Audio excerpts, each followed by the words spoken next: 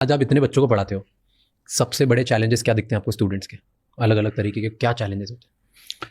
दो बड़े चैलेंजेस ये देखते हैं ना कि जो बच्चे आ रहे होते हैं ना, वो ग्रेजुएशन तो कर लिए हैं बट स्टैंडर्ड ग्रेजुएशन का नहीं है। अब प्रॉब्लम ये आती है कि आप ग्रेजुएशन के एग्जाम देने आए हो, आपका स्टैंडर्ड ही नहीं है वहाँ पे। ये वैसे ही है कि जैसे हमें कोई जमीन का टुकड़ा दे दिया गया यहाँ मकान बनाने के लिए, बट वो जमीन नहीं है, तालाब है, तो हमें तो कुछ टाइम यही लग जाएगा उसको बराबर करने में, तब ना भैया बनाएंगे उसको।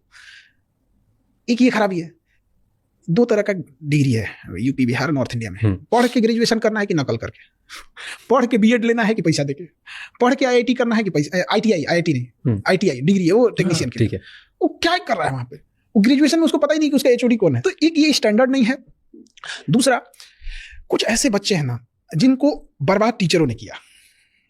टीचर मतलब इन द सेंस क्या है, बर्बाद कैसे किया कि टीचर की संख्या कम है, स्टूडेंट हमेशा ज्यादा होते हैं।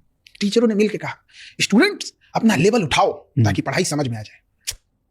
अरे भैया, टीचर्स लिमिटेड है, इन्हें कहिए कि आप जो बड़का स्टैंडर्ड में फेंक रहे हैं ना, अपना ही थोड़ा डाउन कीजिए, उसके बराबर आ जाएगा। इक्वल होना ही मतलब है, दोनों तरह से इक्वल हो सकता है। यहाँ पे 50 लोग आ जाए, 50 चेयर नहीं है, तो या तो उन्हें हम खड़ा रखेंगे या तो हम लोग भी अपनी कुर्सी छोड़ के सब बैठ जाते हैं, सब नीचे बैठ जाते हैं, क्या जाता है।